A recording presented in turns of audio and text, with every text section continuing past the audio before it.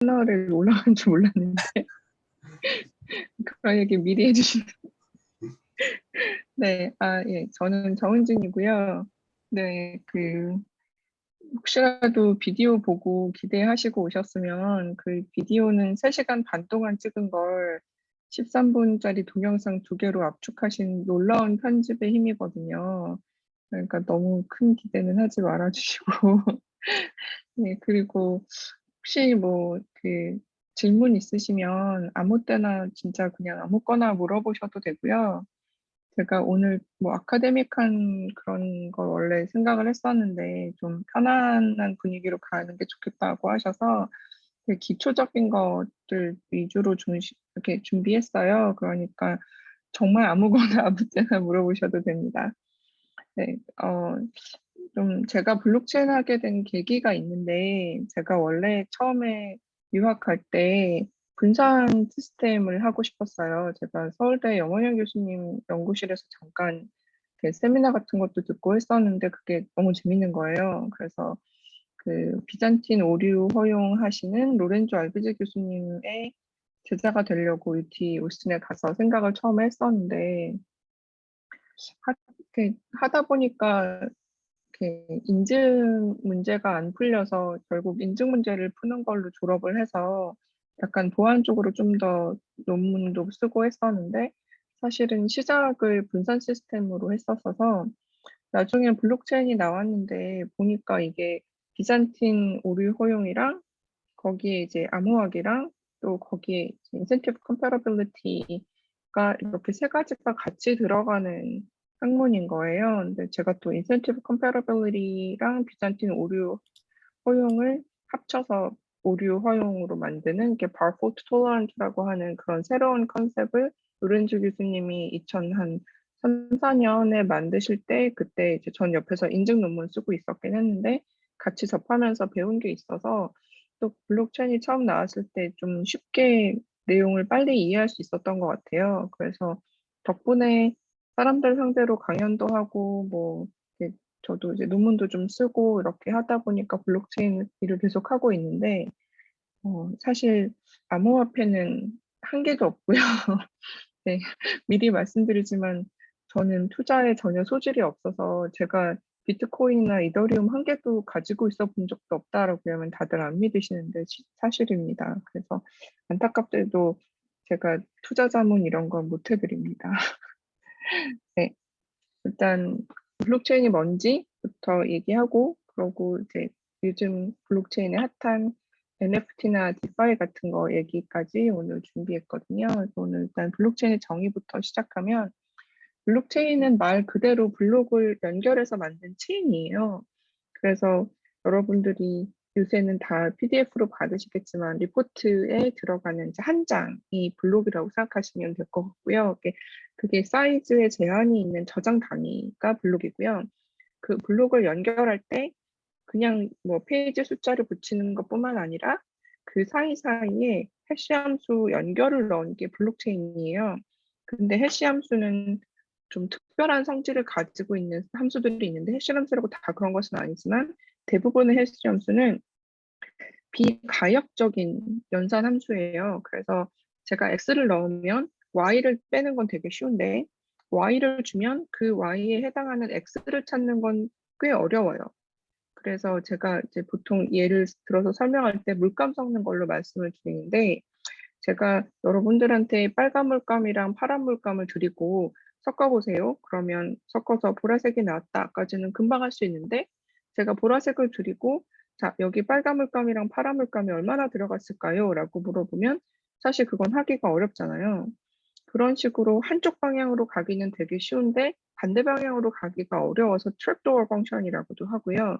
이런 비가역적인 성질을 가지고 있는 해시 함수를 이용해서 뭘 하냐면 첫 번째 블록이 있으면 첫 번째 블록을 해시 함수의 인풋으로 넣어요. 그래서 그 인풋으로 넣었을 때 나온 숫자가 예를 들면 72다 라고 그러면 72를 블록 2번째에 맨 앞에다가 헤더에다가 넣어줘요.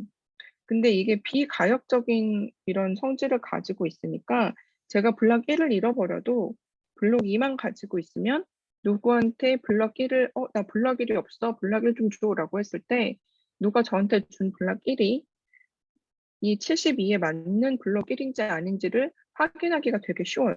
그래서 누가 저한테 가짜 블럭 1을 주면 이걸 계산했을 때 72가 나올 확률이 높지 않고, 그리고 72만 가지고 제가 다른 가짜 블럭 1을 만들기도 되게 어려워요. 그래서 이런 성질을 가지고 있는 해시 함수를 사용해서 만든 블록체인인 경우에 위변조 저항성이라는 게 생기는데요. 이 위변조 저항성이라는 건 뒤로 가면 갈수록, 예를 들면 제가 블락 3번만 가지고 있다라고 했을 때 블락 3번에 이미 47이라는 숫자가 들어있거든요. 그러니까 누가 저한테 가짜 블럭 2를 만들어서 자, 너 블락 2 없지? 이게 블락 2야 라고 저한테 줬을 때 제가 이걸 해시함수에다 넣어보고 47이 나와야 일단 그걸 받아들일 텐데, 그런 블록 2, 가짜 블록 2를 만들기가 어렵고, 그러니까 어떤 효과가 나냐면 블록 2에 원래 들어있었던 데이터가 있을 거잖아요. 그 데이터를 다른 데이터로 바꿔치기 하기가 어려워요. 이게 이만큼 어려우니까 위변조에 대한 저항성이 생기는데, 궁금하실 거예요. 이거 얼마나 어려울까, 실제로. 실제로 이렇게 데이터를 바꿔 끼우는 게 얼마나 어렵길래 이게 블록체인의 그렇게 큰 장점이냐라고 생각하실 텐데, 실제로 거의 천문학적으로 어렵습니다. 그러니까 천문학적이라고 할 때는 100만 분의 1 정도가 아니라 그보다 더, 거의 뭐 1000만 분의 1 이상으로 되게 어려워요. 네, 이렇게까지 어려워지는 이유는 사실은 비슷한 다른 블록 2를 만들기가 어려워서이기도 하지만, 이 블록 2가 아무 블록 2나 다 되는 게 아니라 이 블록 2가 사실은 포맷도 맞아야 되잖아요. 이 앞에 블록 1에 해당하는 72도 들어가야 되고 여기 데이터도 그럴듯한 게 들어가야 된단 말이죠. 그러니까 그런 포맷을 다 맞추면서 여기 이 47도 만족하는 걸 찾기가 굉장히 어려워요. 그래서 이런 의변조 저항성이 있으니까 이걸 가지고 뭘 하게 됐냐면, 이것들을 블록 사이의 선호 관계를 분명하게 하기도 하지만 이걸 이용해서 공개되어 있고 공유되어 있는 원장의 안전성을 크게 키울 수가 있어요. 사실은 이제 여러분들 다들 데이터베이스에 익숙하시니까 데이터베이스를 기준으로 생각하면 우리가 사용하는 데이터베이스 중에 좀 중요한 정보를 가지고 있는 것들은 대부분 다 여러 개의 사본을 저장하고, 그리고 사본을 저장했을 때 혹시 사본 사이에 데이터가 맞지 않으면 어느 게 원본인지 확인하기 위해서 그 원본에 해당하는 것에 특별한 장치를 한다든지, 예를 들면 여기에 뭐 전자 암호를 이용해서 뭐 전자 서명을 붙인다든지 뭐 이런 여러 가지 장치를 하거든요. 근데 이게 블록체인으로 넘어오면 탈중앙화가 되면서 이렇게 특별한 장치를 걸어줄 권위 있는 서버가 없어져요. 이런 중앙 서버가 없어지는 환경에서 그러면 내가 받은 이 사본이 정말 원본과 맞는 건지 어떻게 알지? 이 무결성에 대한 의심을 가지게 되잖아요. 근데 이 무결성에 대한 문제가 완전히 없어지는 건 아니지만 이 무결성에 대한 우려를 현격하게 낮출 수 있는 방법인 거예요. 그러니까 제가 예를 들어서 블록 3번만 가지고 있었어도 다른 사람한테 받아온 블록 이 사본이 맞는 사본일 것이다라는 상당히 확률이 높은 그런 믿음을 가질 수 있게 해주는 게 이 위변조 저항성의 장점인 거죠. 그래서 그 장점을 가지고 공유된 원장을, 그 원장이라고 하면 혹시 익숙하지 않으실지 모르겠는데 그냥 데이터베이스라고 생각하시면 되고요. 이것들이 특별히 뭐 권위가 있는 중앙화된 서버가 없이 모든 사람들이 동등하게 사본을 가지고 있는 상황에서도 내가 가지고 있는 사본이, 내가 받아온 사본이 맞는 사본일 거다라는 걸 확인하기가 좋아졌어요. 그러니까 이제 어떤 테크니컬한 파운데이션이 생겼냐면, 굉장히 많은 참여자들이 있고 이 많은 참여자들이 같은 데이터베이스의 사본을 가지고 있고, 그렇게 사본이 정말 난무하는 상황에서도 이 사본이 맞는 사본이라는 걸 확인할 수 있는 길이 열린 거죠. 그러니까 그 다음에 할 수 있는 게 뭐냐? 이 사본을 마치 은행의 데이터베이스처럼 거래 내역을 기록하고 잔고를 기록하는 데 사용할 수 있게 된 거예요. 사실 우리가 은행에다가 돈을 맡기고 은행에서 나오는 잔고가 맞는 잔고라고 믿고 그런 모든 것들을 할 수 있는 이유는 은행이 가지고 있는 데이터베이스가 무결할 것이다라는 믿음이 있어야 하는 거잖아요. 제가 어렸을 때만 해도 아직 은행 네트워크나 은행 시스템이 그렇게 안정적이지 않아서 제가 ATM에서 돈을 빼려고 했는데 잔고만 줄어들고 돈은 안 나오는 그런 일이 있었단 말이에요. 그런 일들이 요새는 거의 없죠. 요새는 실제로 현금을 뽑는 일도 많이 없죠. 그런 식으로 은행에 가지고 있는 데이터가 맞는 데이터라는 절대적인 믿음이 이렇게 공개되고 공유되어 있는 원장의 안전성으로 대체될 수 있는 게 블록체인을 암호화폐에 쓰게 된 동기라고 할 수 있죠. 그래서 비트코인이 첫 번째로 나온 거고, 이제 2007년에 서프라임 모기지 사태가 일어나면서 월스트리트에 대한 좀 불신이 많이 생기고, 그러면서 거기에 대한 탈중앙화된 기관을 벗어난 어떤 금융 상품으로서의 대안으로 나온 게 비트코인이고, 비트코인이 이제 2008년에 나오면서 그 비트코인의 거래 내역을 기록하는 방법으로 블록체인이 사용되게 됩니다. 그 다음에 나온 게 이더리움인데요. 이더리움의 컨셉 자체는 꽤 초기에 나왔어요. 이더리움의 컨셉 자체는 거의 뭐 2009년, 2010년 이때부터 나오기 시작했는데, 이더리움이 좀 비트코인에 비해서 한 단계 블록체인을 발전시켰다고 할 수 있는 것이 스마트 컨트랙트라고 하는 블록체인에서 실행 가능한 소프트웨어를 들여오면서 그 전에 비트코인이 돈, 화폐를 탈중앙화시켰다면 이더리움은 연산, 컴퓨테이션을 탈중앙화했다고 보통들 얘기하는데요. 이 스마트 컨트랙트나 혹은 뎁이라고 디센트럴라이즈 뎁 줄여서 뎁이라고도 하는 이 스마트 컨트랙트의 또 한 가지 굉장히 특이한 점은 뭐냐면 이게 소프트웨어로 이미 구현이 되어 있고 위변조가 어려운 블록체인에 이미 저장이 되어 있고 그렇다 보니까 투명성이 굉장히 높아지는 거예요. 예를 들면 여러분들 혹시 펀드 같은 거 사시면 뭐 다들 이제 그 뭐 401k나 403a나 403b 이런 거 하실 텐데 그런데 들어있는 펀드들에 돈을 넣으시면 실제로 그 안에서 뭔가 돈이 어떻게 돌아가는지는 잘 모르잖아요, 우리. 그냥 알아서 해주려니 수수료만 잘 떼가겠지 이러고 되게 그냥 손 놓고 있게 되잖아요. 근데 사실 서프라임 모기지 사태가 일어났을 때 그렇게 믿고 맡겼던 돈이 반토막 나는 일들이 허다했단 말이에요. 그러니까 이 스마트 컨트랙트의 투명성, 내가 거기다 돈을 넣으면 무슨 일이 일어날 거라는 걸 모두가 알고 있는 이 투명성이 굉장히 사람들한테 어필을 하는 거죠. 또 이게 블록체인을 사용하는 누구나 다 열람이 가능하게 기록이 되다 보니까 이 스마트 컨트랙트에 들어가는 인풋과 아웃풋이 다 공개가 되어 있으니까 사람들이 이 스마트 컨트랙트가 어떻게 움직이는지 모니터하기도 훨씬 좋고 그리고 이 스마트 컨트랙트가 소프트웨어니까 몇 개를 조합해서 새로운 상품을 만드는 것도 비교적 쉽게 가능한 거예요. 이제 물론 그중에 보안에 문제가 있거나 한 스마트 컨트랙트를 사용하면 다 같이 망하는 거지만 일단 이런 여러 가지 이유들 때문에 스마트 컨트랙트가 금융 상품을 대체할 수 있다는 그런 가능성이 처음부터 굉장히 초기 한 2011년, 12년부터 굉장히 사람들 사이에 화제가 되게 됐어요. 네, 제가 블록체인 제 입으로 말씀드리기 약간 민망한 점도 있습니다만 그 동영상에 말씀드려서 좀 사람들이 되게 재밌다라고 신기하다라고 해주신 부분이 사실은 합의 알고리즘 부분 얘기가 많았는데요. 그 전에 블록체인 전에 쓰여 있던 모든 금융 관련한 데이터베이스들은 사실은 대부분 이렇게 믿을 수 있는 서버가 중간에 하나는 있었어요. 그러니까 예를 들면 제가 처음에 미국에 올 때, 유학 올 때 돈을 붙인다.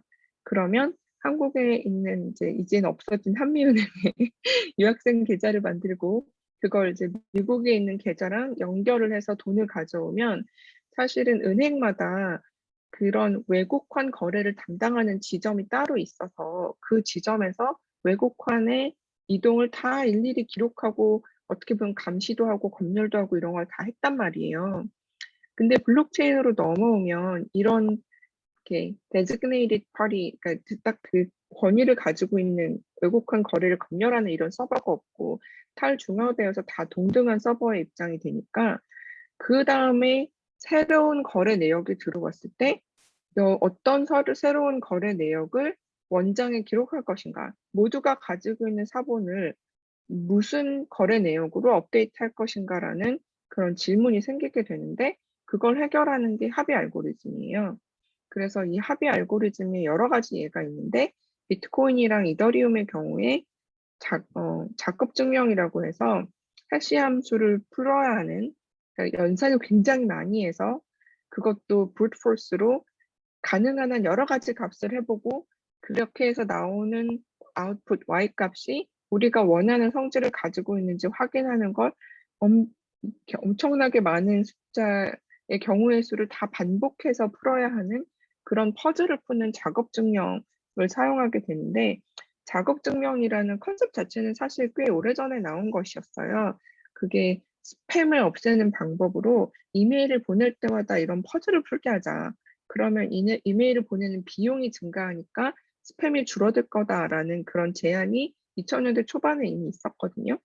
근데 그걸 이제 비트코인이 가지고 와서 그러면 작업 증명을 제시하는 노드만, 그 채굴에 성공한 노드만, 작업 증명을 성공하는 걸 채굴에 성공한다고 하는데 작업 증명에 성공한 그 노드만 새로운 거래 내역을 블록체인에 덧붙일 수 있게 하자. 그렇게 블록을 새로 만들 수 있게 하자라고 한 게 비트코인의 시작이었어요. 이게 사실 굉장히 어떻게 보면 획기적인 발상인데 제가 분선 시스템과 오류 허용을 공부했을 그때에는 이런 아이디어는 사실은 생각하기 되게 어려웠어요. 왜냐면 작업 증명이라는 게 기본적으로 낭비가 엄청 심하거든요. 왜냐면 답이 나올 때까지 이게 한마디로 수학 문제가 나왔는데 답이 몇 자리인지는 알겠는데 뭐가 답인지는 모르겠으니까 대입을 계속 해봐서 적당한 y가 나올 때까지 끝없이 대입을 해보는 건데 그런 게 가능은 했겠지만 그런 걸로 합의 알고리즘을 풀 생각을 전혀 못했어요. 그렇게까지 낭비가 심한 걸 할 생각을 전혀 못했고, 그리고 더 저는 지금도 그게 문제라고 생각하는데 더 문제가 될 수 있는 거는 작업 증명은 기본적으로 문제를 혼자 푸는 거거든요. 물론 요즘은 채굴하는 풀이 있어서 여러 컴퓨터들이 모여서 한 문제를 같이 나눠서 풀지만 기본적으로 한 풀이 한 문제를 푸는 거기 때문에 제가 문제를 풀었다고 해서 다른 사람이 문제를 풀었는지 안 풀었는지 전혀 알 수 없어요. 제가 문제를 풀어서 답이 나왔어요. 이게 유일한 답도 아니에요. 그러니까 이게 어떤 현상이 일어나냐면 제가 1등을 했는지 안 했는지 알기가 너무 어려워요. 그리고 기본적으로 인터넷에는 메시지 간에 다 딜레이가 있기 때문에 제가 채굴에 성공해서 작업 증명에 성공해서 아싸! 나 찾았음! 이라고 주위 모든 제가 아는 채굴자들한테 다 연락을 돌려도 제가 모르는 채굴자가 어디인가 있을 수도 있고 그 모르는 채굴자가 저보다 빨리 답을 찾았을 수도 있는 거예요. 그냥 제가 아직 못 들었을 뿐이고. 그러니까 작업 증명은 근본적으로 뭘 알려주지 않느냐면 지금 누가 이 컴피티션에, 이 치열한 채굴 경쟁에 참여하고 있는지를 모르는 거예요. 그러니까 제 경쟁자를 모르는 상황에서 참여하는 경쟁이라는 건 제가 문제를 풀었다고 해서 1등 했다는 확신을 가질 수가 없거든요. 그러니까 멤버십이 제한되어 있지 않은 경쟁 알고리즘인 거예요. 그 상황에서 가장 이제 많이 쓰이는 예로 selfish mining이라는 게 있는데 이 selfish mining이라는 게 뭐냐면 제가 아무한테도 말하지 않고 저 혼자 채굴을 열심히 하는 거예요.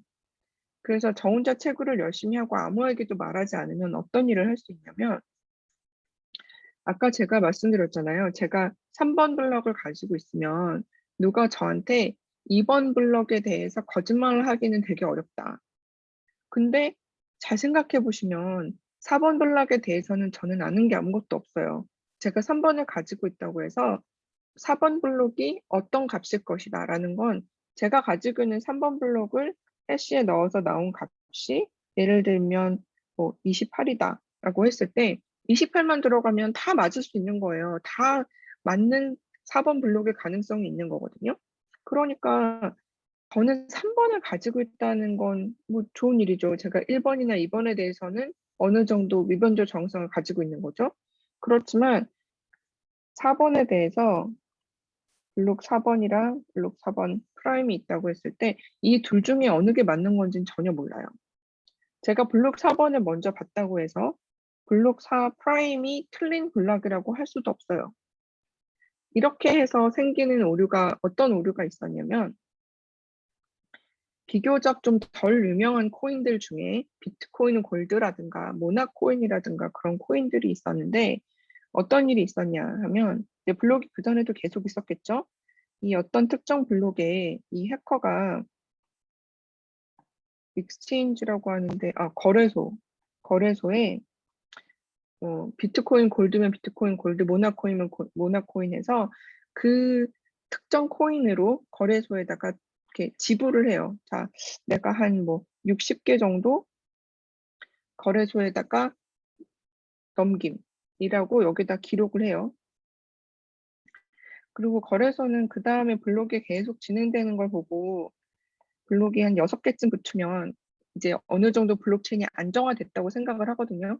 그래서 그 다음에 무슨 일이 있었냐면 여기서 해커가 거래소한테 야, 내 코인 가져가고 돈으로 줘. 그런단 말이에요. 그래서 해커가 한 60K 정도, 그러니까 한 6만 불 정도의 돈을 거래소에서 뺐어요. 여기까지는 아무 문제도 없었는데 그 다음에 해커가 무슨 일을 했냐면 selfish 마이닝이라는 게 블록을 만들어 놓고도 알려주지 않는 거잖아요. 해커가 selfish 마이닝을 여기부터 해놨던 거예요, 미리. 그리고 심지어 더 길게 만드는데 당연히 이 블록에는 해커가 거래소한테 돈을 줬다는 기록이 없어요. 그런데 이게 더 길고 이게 더 연산도 더 많이 했고 그러면 어떤 일이 생기냐면 이게 전격 체인으로 바뀌어요. 전격 체인이라는 건 우리가 아까 얘기한 원장, 실제로 은행에서 거래 내역이랑 잔고를 확인하는 그 원장이 바뀐다는 뜻이거든요. 그러면 이게 이제 전격 체인이 됐으니까 해커는 아까 거래소한테 줬던 코인이 아직도 있는 거예요. 자기 계정에. 자기 어카운트에 있어요. 그러면 여기서 또 뭘 하느냐? 여기쯤에 가서 다시 거래소한테 돈을 줘요.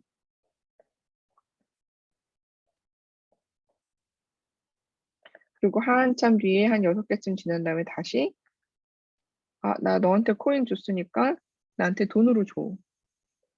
그럼 또 거래소는 전격 체인이고 한참 지났고 블록체인이 안정화된 것 같고 그러니까 또 돈을 준단 말이에요. 이런 식으로 일본의 거래소 하나가 대박 털렸고 비트코인 골드 거래소는 제 기억에 미국에 있는 거래소였던 것 같은데 또 이 정도 한 이제 6만 몇천 불 이상의 손실을 봤죠. 그러니까 작업 증명이라는 거를 이렇게 뭐 합의 알고리즘을 쓸 거라고는 저는 솔직히 상상을 못했었던 것이 이런 식으로 이걸 파이널라이제이션이라고 하는데 확정되지 않고 전격 체인이 나중에 아주 낮은 확률이지만 전격 체인이 나중에 바뀔 수도 있는 알고리즘이 합의 알고리즘이라고 저는 생각을 못했었어요. 그래서 처음 비트코인이 나왔을 때 아니 돈이 왔다 갔다 하는 건데 이걸 화폐로 쓰겠다고 하면서 이렇게 확정성이 떨어지는 알고리즘을 써도 되나? 라고 생각해서 비트코인 한 개도 안 썼습니다. 이제 그러니까 다시 한번 말씀드리면 저한테 투자를 물어보시면 안 돼요. 그래서 이런 문제들이 뭐 자원을 낭비하는 문제, 그리고 이렇게 확정성이 떨어지는 문제 등등 때문에 뭐 또 한 가지 다른 문제는 이제 점점 채굴하는 사람들이 풀을 만들기 시작하고 그리고 대부분의 채굴 자원이 특정 풀과 특정 국가에 집중되어 있는 중앙화된 그런 일들이 생기면서 작업 증명에 문제가 많다는 그런 어느 정도의 이제 합의라고 하면 좀 이상하지만 그런 이제 여론이 생겨서 요즘 나오는 블록체인 새로운 프로젝트들은 대부분 지분 증명을 사용하고 있고요. 이더리움의 경우에는 지금 작업 증명에서 지분 증명으로 전환하기 위해서 굉장한 성장통을 치르고 있는 중입니다. 올해 안에 좀 큰 전환점이 한번 지나갈 예정인데요. 채굴하는 사람들 입장에서는 순이익이 줄어들 거라고 지금 거의 확실하게 줄어들 거라고 예상되고 있어요. 그래서 채굴하는 사람들의 반발도 사실 상당히 있고요. 혹시 이런 거에 관심이 있으시면 이제 이더리움이 어떻게 올해 동안 전환되고 있는지 한번 찾아보시면 재미있는 글들이 많이 있습니다. 제가 비잔틴 오류 허용을 원래 공부를 했었으니까 지금 지분 증명으로 넘어오면서는 비잔틴 오류 허용 합의 알고리즘이 거의 대부분 사용되고 있어서 그런 부분은 또 제가 연구하고 있는 부분이기도 해요. 다시 한번 말씀드리지만 질문은 가차없이 아무 때나 해주시면 됩니다. 암호화폐에 대해서 조금 이미 말씀드렸고 지금 이제 암호화폐는 물론 검열 저항성이 높다는 장점, 특정 기관에 의존하지 않는다는 장점, 그 특정 국가에 의존하지 않는다는 장점들이 있는 반면에 범죄에 악용될 가능성이 아니라 악용되고 있죠. 지금 암호화폐 전체 거래 내역 중에 물어보는 누구한테 물어보시냐에 따라서 좀 다르지만 10%에서 한 25%까지도 아마 범죄에 악용되고 있을 거라고 사람들이 짐작하고 있고요. 우리나라 경우에는 엠번방 사건에 아주 큰 화제가 됐었죠. 혹시 들으셨는지 모르겠는데 중국이 국가 주도형 암호화폐를 굉장히 적극적으로 추진하고 있습니다. 우리나라 중앙은행인 한국은행에서도 검토하고 있는 바고요. 사실 한국은행이 알려지지 않아서 그렇지 이 부분을 검토한 지는 꽤 오래됐어요. 개인적으로는 우리나라 정부에서 이런 신기술에 대해서도 적극 일단 연구는 하는구나 그러고 약간 이거 유튜브에 올라가는 건데 이렇게 말하면 안 되는데 네. 예, 되게 좋은 그 인상을 받았고요. 네, 네, 네, 중국 얘기를 좀 더 하려고 했는데 생각해보니까 유튜브에 올라가는 거면 조금 자제하는 걸로. 네, 이 중국이 지금 굉장히 주도적으로 중앙은행에서 발행하는 암호화폐를 적극적으로 추진하면서 다른 나라들 간의 암호화폐, 그러니까 다른 나라에서 정부에서 발행하는 암호화폐가 있을 경우에 그 암호화폐들 간의 거래를 좀 더 손쉽게 하자라고 주장하면서 그 거래를 위한 블록체인을 따로 만들어서 이제 컨소시엄 형태의 블록체인을 만들자는 얘기도 최근에 한 바 있고요. 개인적으로 추측하자면 중국 정부가 발행하는 암호화폐는 반드시 나올 거고요. 어느 나라에서 얼마만큼의 암호화폐를 발행할 것인가라는 건 아직 알 수 없지만 인도랑 미국 또 아마 일본은 발행하지 않을까라는 예측을 하고 있는데 이건 저만의 예측이 아니고 해시드라고 한국에서 암호화폐를 기반으로 한 자본으로 지금은 이제 자기네들이 유치한 자본으로 하고 있지만 이제 투자사가 꽤 유명한데요. 그 투자사에서 내놓는 전망이 있거든요. 그 전망 보고서에도 대부분 뭐 많은 국가들이 국가에서 발행하는 중앙은행에서 발행하는 암호화폐를 어느 정도는 다들 발행할 거다라고 예측하고 있습니다. 이 국가 주도형 암호화폐는 질문이 있는데요. 네, 네. 질문 중간에 해도 된다 그래서. 그럼요. 네, 막 갑자기 궁금해진 하시면 건데 됩니다. 암호화폐라는 게 네, 네, 탈중앙화가 큰 의미가 있는 건데 국가는 네, 화폐를 발행할 그 주체가 되는데 굳이 국가가 네. 암호화폐를 한다는 게 어떤 의미가 있는지 잘 모르겠어요. 국가가 발행하는 암호화폐는 사실은 이제 탈중앙화 암호화폐랑 비교하는 것보다 지금 현재 국가가 발행하고 있는 화폐랑 비교하시면 조금 더 이해가 쉬울 것 같은데요. 지금 나라에서 발행하는 화폐는 물론 일련 번호가 붙어 있긴 하지만 특히 현금의 경우에는 추적이 되게 어렵잖아요. 이제 아주 신권이어서 일련 번호 쪼로로록 붙어 있는 그런 게 아닌 다음에는 일단 한번 시장이 풀린 다음에 이게 누구의 손을 거쳐서 여기까지 왔는지 추적이 거의 불가능한데 암호화폐로 발행을 하게 되면 추적이 100% 가능해지죠. 그러면은 그 국가에서 발행하는 화폐를 대체할 어떤 그 미래 화폐로 암호화폐를 생각하고 있는 건가요? 국가 주도 암호화폐는? 그런 국가가 있는 거죠. 그렇게 생각하고 있는 국가들이 있죠.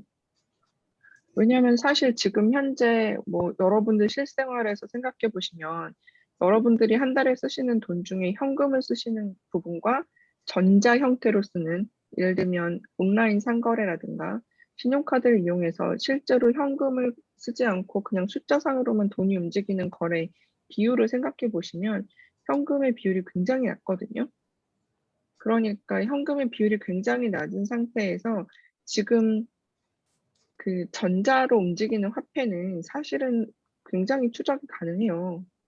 근데 나라의 입장에서는 현금으로 움직이는 것까지도 내가 이걸 추적을 할 수 있게 되었으면 좋겠다라고 생각을 한다면 암호화폐에 대한 매력이 있는 거고요.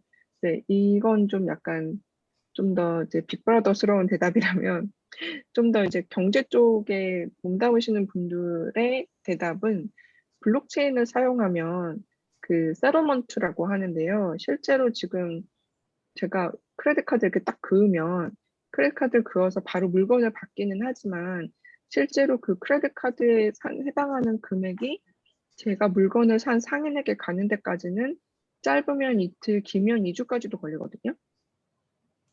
우리나라는 거의 이틀 안에는 간다고 알고 있는데 이게 만약에 이렇게 소상공인이어서 이제 모아서 한꺼번에 받는 그런 경우는 거의 2주까지도 걸려요.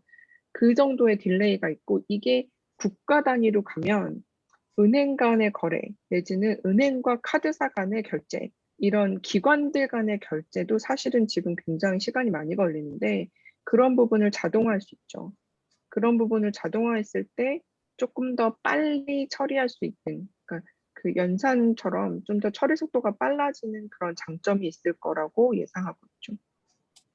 근데 저는 솔직히 그 부분을 암호화폐로 해야 되냐, 그 부분은 사실 블록체인이 아니라 그냥 전자 소프트웨어 이런 걸로 블록체인이 아니어도 해결할 수 있을 것 같은데 이걸 굳이 블록체인으로 해야 되는 이유가 뭘까를 생각해 보면 그러니까 제가 이래서 돈을 못 버는데 컨설팅 같은 거 들어오면 아 그럼요 블록체인 쓰셔야죠 그래야 될 텐데 저는 그냥 블록체인 안 쓰시는 게 빠를 텐데요 맨날 이런 소리는 하고 있고 그게 중앙 집권화된 센트럴라이즈 데이터베이스 쓰는 게 절대로 블록체인보다 빨라요. 이건 그냥 네트워크 딜레이가 없어지지 않는 한 반드시 진리거든요. 그런 상황에서 중앙 집권화된 데이터베이스를 쓸 수 없어서 내지는 이걸 쓰는 게 그닥 마뜩치 않아서 블록체인을 쓴다 그러면 납득이 가는 환경이 뭐가 있냐면 제가 서로가 서로를 믿을 수 없는 상황에서 거래를 해야 될 때인 거예요.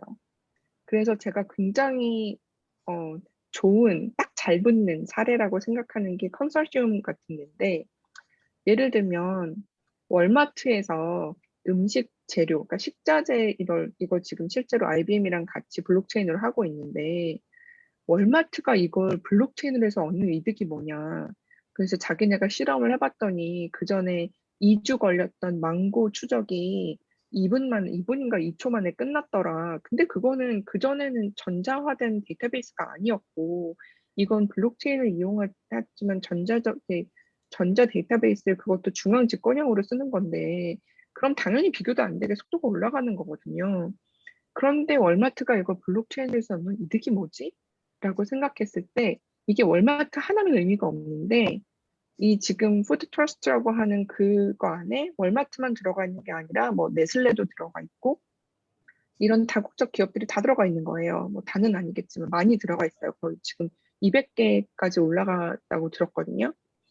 그러면 이제 기업들 간에는 서로 그다지 내 데이터를 왜 저 회사가 중앙 집권형 서버에 보관하지라는 마음이 들 수 있으니까 그렇게 딱히 서로 어느 한쪽이 권위를 가지고 다른 한쪽의 데이터를 저장하기 어려운 어떻게 보면 견제가 좀 있을 수도 있는 그런 상황에 블록체인을 쓰는 건 되게 말이 되는 거예요. 그래서 EU가 사실은 되게 처음부터 적극적으로 블록체인을 많이 도입하고 있는데 뭐 독일이라든가 영국이라든가 네덜란드라든가 영국은 이제 EU를 탈퇴해서 좀 달라졌지만 독일의 블록체인이 사실은 되게 흥해요. 네덜란드에도 좀 있고 근데 그런 이유, 그러니까 그런 내막을 들여다보면 이유는 나라 간의 평등하고, 물론 어느 회원국이 좀 더 발언권이 세고 이런 건 있겠지만 기본적인 기조는 나라 간의 평등이잖아요. 그러니까 EU 은행 간의 거래 이런 거를 블록체인에 기록하는 게 말이 되는 거죠. 왜냐하면 그 어느 은행도 특별히 이 반드시 뭐 예를 들면 뭐 벨기에 중앙은행이랑 뭐 네덜란드 중앙은행이 거래를 했다. 이 데이터를 어느 중앙은행이 가지고 있는 게 말이 되냐? 그러면 어디도 말이 안 되거든요. 그럴 경우에 블록체인으로 올려버리고 양쪽 다 카피를 가지고 있는 게 좀 더 평등하죠. 그래서 그런 의미에서 국가주도형의 암호화폐를 발급하면 한 국가 안에서도 기관들 사이의 거래 이런 데는 블록체인을 쓰는 게 조금 더 말이 될 것 같고, 이걸 국가가 뭐 독재 국가여서 내가 시킨 대로 해. 그래 버리면 사실 블록체인을 쓸 필요가 그다지 없을 수도 있는데 대부분은 그렇지 않은 환경이니까 그런 기관 간의 거래가 블록체인에 올라가면 자동화되기가 조금 더 좋아지는 그런 장점은 있겠죠. 저도 비슷한 질문이 하나 있는데요. 그 국가 주도형, 네. 그러니까 어느 한 군데서 이렇게 리딩하는 이런 암호화폐 같은 경우는 그러면 채굴 같은 게 그러면 필요가 없어지는 건가요? 그리고 이제 만약에 최고를 예, 네, 네, 네, 그거랑 그다음에 네, 지금 그러니까 네, 이 원래는 지금 탈중앙화된 거잖아요. 그러면 실제 네. 데이터는 예를 들어 제가 비트코인이 있는데 실제 데이터가 뭐 이렇게 저장 장치 뭐 하는 게 아니잖아요. 그러면 실제로 데이터는 어디에 저장되어 있는 건지, 그리고 중앙화 데이터는 그게 채굴이 필요한 건지 아닌지 좀 궁금합니다. 네. 저 두 번째 질문 진짜 많이 듣고 제가 지금 실제로 연구하고 있는 부분이어서 그건 조금 이따가 이제 첫 번째 질문부터 대답하면, 중앙 정부가 발행하는 화폐는 채굴이 필요하지 않습니다. 그러니까 지금 채굴을 하는 이유가 채굴을 한 노드가 그 다음 블록을 쓸 권리를 갖는 거거든요. 근데 중앙화된 암호화폐의 경우에는 그 다음 블록을 쓸 권리는 중앙이 갖고 있겠죠. 그러니까 예를 들면 꼭 중앙정부가 아니라 뭐 우리나라로 치면 뭐 신한은행, 국민은행 뭐 이런 좀 메이저한 은행들이 같이 쓴다고 해도 이걸 굳이 채굴을 할 필요가 없이 돌아가면서 한다든지 그런 다른 방법으로 많이 해결할 수 있기 때문에 채굴같이 자원을 낭비하는 방향으로 가지는 않을 것 같고요. 네, 이걸 정말 누가 저장하는 거지라는 질문이 지금 탈중앙화된 블록체인 하는 사람들끼리도 점점 앞으로 문제가 될 거야라고 예측하고 있는 부분인데, 지금 현재 비트코인이나 이더리움이나 이런 블록체인을 다 다운받으려면 뭐 한 거의 한 블록의 헤더만 받아도 지금 거의 10기가 정도 되고, 블록 전체를 다 다운받으면 한 제가 작년에 찾아봤을 때 뭐 한 2TB 그랬으니까 지금은 한 뭐 3까지는 안 돼도 꽤 늘었을 것 같은데, 그런 경우에 이 많은 데이터를 누가 가지고 있느냐라는 게 원래 프로토콜상에서는 모든 채굴자가 다 가지고 있다가 원칙이에요. 그래서 제가 채굴 작업을 하는 사람이면 제가 채굴 작업을 해서 새 블록을 넣을 때 그 블록에 들어가는 모든 거래 내역이 밸리드한 거래 내역이라는 걸 알기 위해서 제가 그 기존의 블록을 다 가지고 있고 잔고를 확인해서 잔고가 마땅한 그런 그 거래 내용만 넣게 되었거든요. 이게 원칙이거든요. 근데 채굴은 시간 싸움인데 언제 이런 거 다 하고 있겠어요. 그러니까 사실은 거래 내역 거의 확인하지 않아요. 그래서 거래 내역을 확인하지 않는 채굴자가 있다라는 건 지금 이미 알려진 사실이고, 그리고 많은 채굴자들이 이걸 이제 라이트 노드라고 하는데 전체 블록체인은 다 가지고 있지 않다는 것도 어느 정도 알려져 있는 사실이거든요. 그래서 사람들이 이제 점점 걱정하는 것이, 이러다가 블록체인이 유실이 되면 찾아올 수가 없는데, 이게 탈중앙화되는 환경이니까. 그래서 이제 몇 가지 방안들이 나오고 있는데, 대안들이 나오고 있는데, 첫 번째 대안은 그러면 저장해야 되는 양을 줄이자예요. 그래서 뭐 스타크이라든가 스나크이라든가 뭐 롤업이라든가 뭐 그런 암호학적인 걸 사용해서 이 전까지 있었던 모든 블록을 다 가지고 있지 않아도 사이즈가 훨씬 적은 이 암호화된 증명 부분만 가지고 있어도 충분하도록 하는 그런 노선이 하나 있고, 또 한 가지 노선은 그러면 이걸 좀 사업으로 만들자, 비즈니스 모델로 만들자. 예를 들면 코인베이스 같은 거래소 입장에서는 자기네 손님들의 편의를 위해서 이걸 다 가지고 있는 게 말이 되거든요. 그리고 비슷하게 뭐 이더스캔이라든가 체인 애널리시스라든가 그런 관련 서비스를 제공하는 회사들은 또 이걸 다 가지고 있어요. 그러니까 이런 관련 서비스를 제공하는 비즈니스를 하는 애들이 다 가지고 있게 하고 그 대신 우리는 이 비즈니스를 돈 주고 쓰는 거에 익숙해지도록 하자라는 이런 노선이 하나 있고, 또 다른 노선은 뭐냐면 지금부터 나오는 새로운 블록체인들은 이 앞에 것들은 이미 나와 있는 것들에 대해서 어떻게 보면 이제 보완하는 방법이라면, 새로 나오는 블록체인은 블록을 다 가지고 있지 않아도 되도록 아예 디자인부터 다시 하자라고 해서 제가 가지고 있는 제가 지금 제 거래 내역을 넣어야 되는 블록이 뭐 100만 22번째다. 그러면 저는 그 앞에 한 100개에서 뭐 200개만 가지고 있으면 되는 그런 식으로 아예 디자인을 새로 하는 그런 블록체인 프로젝트들도 있어요. 네, 감사합니다. 다른 질문 아닙니다. 네. 다른 질문 있으신가요? 보통 몇 시에 끝나나요? 보통 한 1시간 정도 잡는데요. 네. 네. 그러면 제가 딱 3분만 더 하고 그냥 질문 받을게요. 네. 사실 오늘 제가 제일 해드리고 싶었던 얘기는, 제가 해드리고 싶었다기보다 관심 있으실 것 같은 얘기는 디파이랑 NFT인데요. 엄청 핫하고 제가 지금 블록체인 수업을 하고 있는데 학생들한테 학기 초에 케이스 스터디를 해라 그러면서 프로젝트를 한 10몇 개 찍어줬거든요. 이 중에 골라서 해라. 근데 학기 중간에 학생 하나가 그러는 거예요. 교수님, 지금 교수님이 찍어주신 거 다 5배 이상 오른 거 아시냐고. 그래서 나는 하나도 안 샀는데 이거 뭐지? 약간 이런 현타가 왔었는데 그 디파이가 이제 그 중에 제일 많이 오른 것들이고요. 디파이가 지금 이렇게 핫해진 가장 큰 동기는 블록체인을 기반으로 한 암호화폐들이 다 제도권으로 편입되기 시작했기 때문이에요. 그래서 뭐 스퀘어라든가 페이팔이라든가 비자라든가 이런 애들이 이제 발빠르게 블록체인 중에 이제 암호화폐 중에 제일 안전하다고 할 수 있는 스테이블 코인 같은 것부터 이제 거래에 사용할 수 있게 점점 열어주고 있고, 그리고 이제 비트코인 같은 경우는 ETF 상품도 나와 있고, 이런 식으로 이제 그 기존의 기득권자라고 할 수 있는 그런 금융권 사람들이 암호화폐를 적극 수용하기 시작했기 때문에, 물론 이제 일론 머스크가 트위트도 많이 하시고 이런 여러 가지 뭐 호재랄까 그런 것들이 있어서 디파이가 확 떴어요. 그래서 이 디파이가 확 떴는데, 이 디파이가 확 뜨게 된 이제 다른 또 이제 기술적인 발전은 유니스왑이라는 수시 수합이라든가 이런 마켓 메이킹 하는 그런 서비스들이 많이 나왔고, 그리고 이제 실제로 이게 동작을 한다는 걸 사람들이 어느 정도 보면서 디파이에 들어가는 돈이 되게 많이 늘었어요. 그래서 여기 DeFiPulse.com이라고 되어 있는 웹사이트 가보시면 지금 현재 돈이 얼마나 들어가 있는지가 보이는데요. 이게 제가 찾아봤을 때는 800 million이었는데 이더리움 가격이 오르면서 지금 아마 지금 제가 써놓은 숫자의 한 1.5배 거의 이상 오른 걸로 알고 있고요. 이게 익명성을 가지고 정부의 규제를 받지 않고 누구나 참여할 수 있는 상품이다 보니까 진짜 어디서 들어오는지 알 수 없는 돈들이 들어오거든요.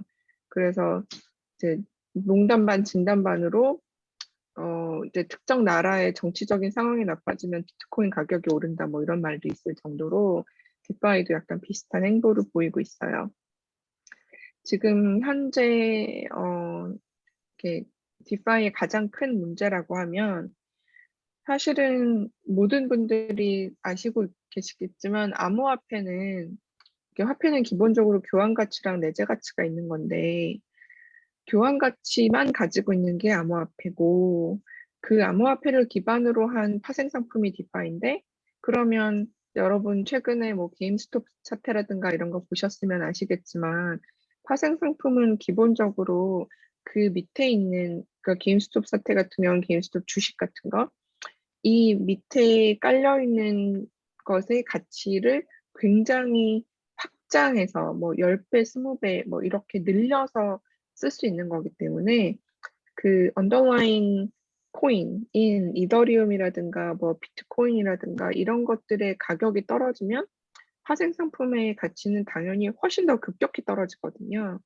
그래서 그런 문제 때문에 지금 지분 증명을 사용하는 블록체인에 기반하는 암호화폐가 있고 그 암호화폐에 기반한 파생 상품을 만들면 이 암호화폐의 유동성이 이 파생 상품의 유동성에 엄청나게 영향을 미치기 때문에 여러분들이 게임스톱에서 보셨던 일이 똑같이 일어날 수 있어요.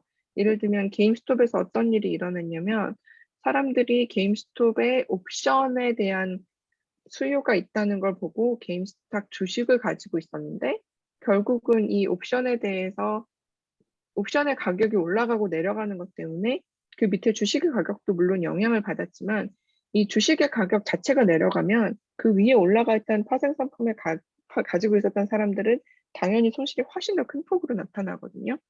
그래서 지금 현재는 암호화폐의 가격조차도 변동성이 너무 큰데 디파이가 가지고 있는 변동성은 그거의 몇 곱절인데 그렇다면 이 디파이가 얼마만큼 안정적인 투자 상품이냐라고 생각하면 답이 없죠. 이건 이제 제가 이런 부분을 잘 몰라서 하는 얘기이기도 하지만 저는 원래 경제 파생 상품 이런 걸 잘 모르니까 네, 제가 이제 경제학과 하시는 분들께 여쭤봐도 그분들도 지금 이건 아직 너무 초기에 일어나고 있는 사태라 그닥 이제 잘 예측이 안 간다고 많이들 얘기하시고 비슷한 얘기가 이제 NFT non-fungible 토큰인데 지금 사기까지는 아니지만 문제 있는 경우가 꽤 많이 있어요. 그러니까 이 NFT는 사실은 그냥 JSON 파일이거든요. 스트링이고 그 스트링을 블록체인에 기록해서 거래하는 건데 여기에 관련된 뭐 음악 파일이나 뭐 그림 파일이나 그 자체는 블록체인에 들어가 있는 경우가 별로 없어요.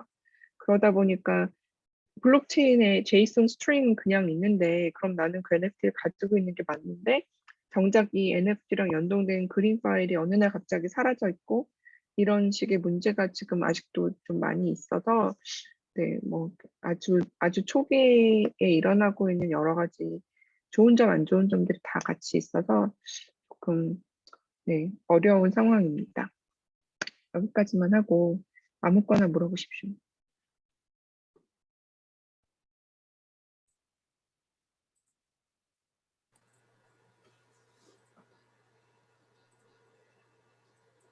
너무너무 감사드립니다. 네. 네, 질문이 있으시면 지금부터 질문을 해주시면 감사하겠습니다. 질문 하나 하죠. 그냥 막 하시면 될 것 같아요.